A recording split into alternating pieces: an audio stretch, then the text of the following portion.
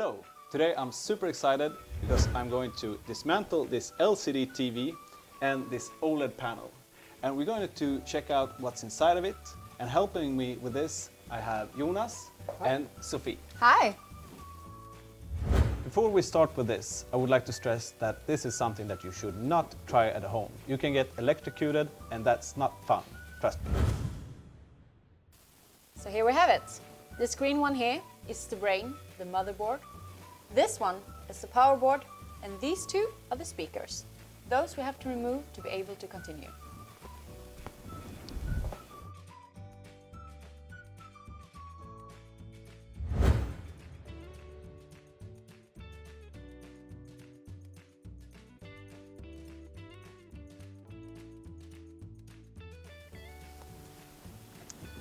So here we have the backlights. Yes, exactly. And a common mistake that people tend to do is that they confuse LED with LCD. This is the LED lights, and the LCD is something completely different. It's the panel itself. Okay, so let's turn it on then. Yeah, absolutely.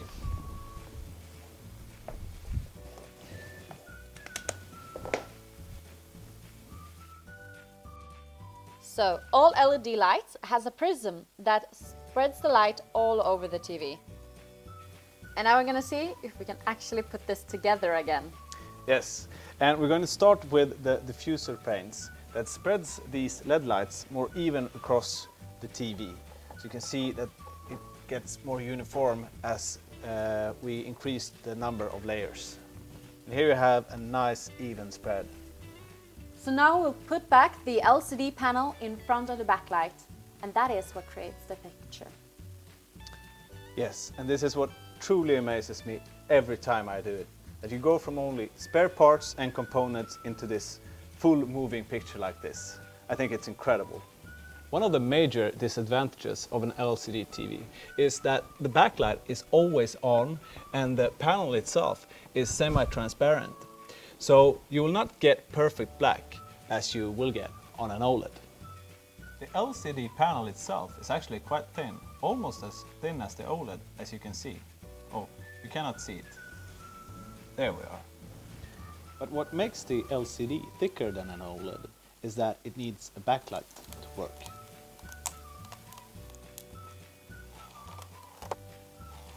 Alright, take a look at this. Now we've separated the components of the panel completely. So here you have the display. It consists of several layers. First you have two polarizing filters, one in the front and one in the back. Underneath that you have a glass fiber plate that puts the LCD in place. And in between the plates you have the liquid crystal. That's the shiny part that you see in here. And you also have a TFT array that supports the display with electricity and a color filter that makes it go in different colors. So Erik spoke about the polarizing filters, and their function is actually to block out the light together with the liquid crystals. And it works like this.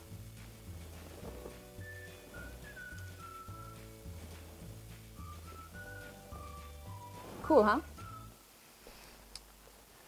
Now we've seen the dismantling of the LCD TV. Let's take a look at this TV right here. That's the OLED TV. We're going to open up this one now and take a look at this OLED panel and compare it with the LCD panel. It's going to be really fun.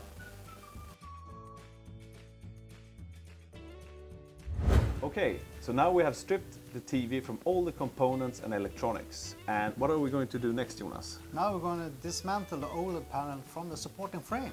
Yes, and this has never been done before in the history of internet. So I'm very excited about this. I've never done it before. Jonas, have you? No, No? never. So let's take a close look on this one because it's going to be really exciting. Well, as you can see, the OLED panel is glued to the supporting frame, and it will be really hard to remove. I think we need to use some force.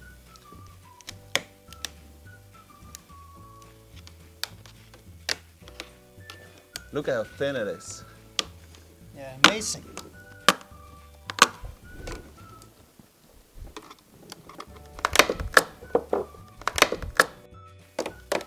Oh, Jonas, what are these?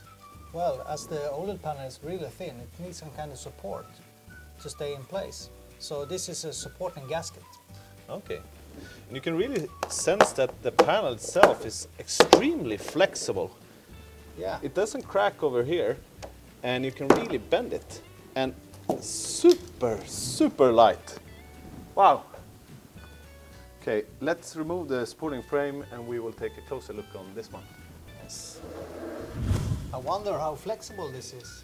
Well, let's try it until it cracks. It is mighty flexible, as you can see.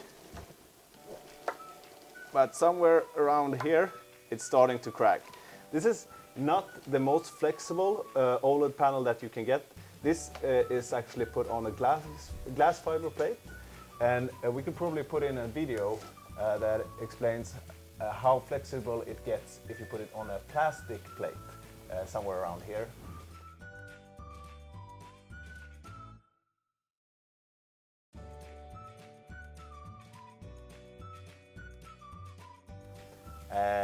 And then you can actually fold it all the way around.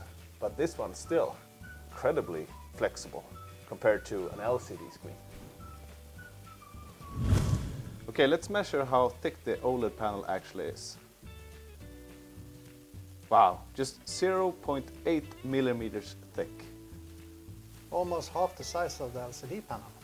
Yeah, and what's incredible about this one is that you don't need any backlight. So this is actually how thin the TV could be itself. Let's open this one up now and see what's inside of the OLED panel. Yeah, let's rip it apart.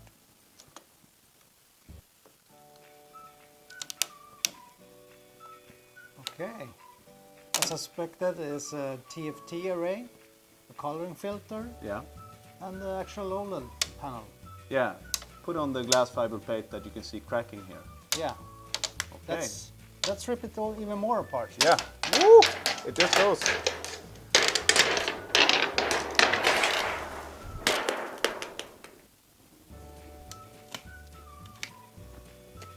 So here we have an actual piece of the panel. Shall we try to take a closer look on this one? Yeah, let's bring out the microscope. Yeah. Okay. Jonas, can you tell me what we're looking at here? Let's see. Yeah. Oh, in the microscope I can see clearly the coloring filter, the OLEDs, the TFT array. Yeah. It looks amazing. There you have it, folks, the difference between the LCD and the OLED. The OLED being much thinner, flexible, and extremely light. And as it doesn't need a backlight, you get perfect black level in this one. That is the main disadvantage of the LCD, is that you always have the backlight that goes through the screen, so it doesn't go as black as the OLED, meaning that you cannot get the perfect picture as you can get on the OLED on an LCD. It will always be a little bit grayish in comparison. I hope you guys learned something today. I sure know that I have. Me too. See you guys next time. See you.